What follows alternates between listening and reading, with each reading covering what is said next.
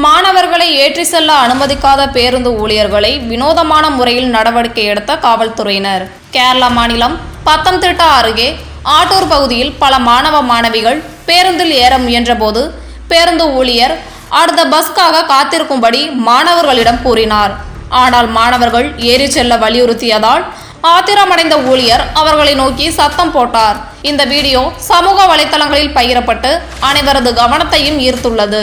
Video காட்சிகளை பார்த்த போக்குவரத்து போலீசார் மாணவர்களை பேருந்தில் ஏறவிடாத பஸ் ஊழியர்கள் மீது நடவடிக்கை எடுக்கும் முயற்சியில் ஈடுபட்டனர். பத்தனம்திட்டா சாவர வழித்தடத்தில் இயங்கும் யூனியன் என்ற தனியார் பேருந்து ஊழியர்கள் குழந்தைகளிடம் முரட்டுத்தனமாக நடந்து கொண்டதற்கான தண்டனையாக குழந்தைகள் பேருந்தில் ஏறுவதை தடுக்கவோ அல்லது அவர்களிடம் அநாகரிகமாக நடந்து கொள்ளவோ கூடாது என்று 100 முறை எழுதினர்.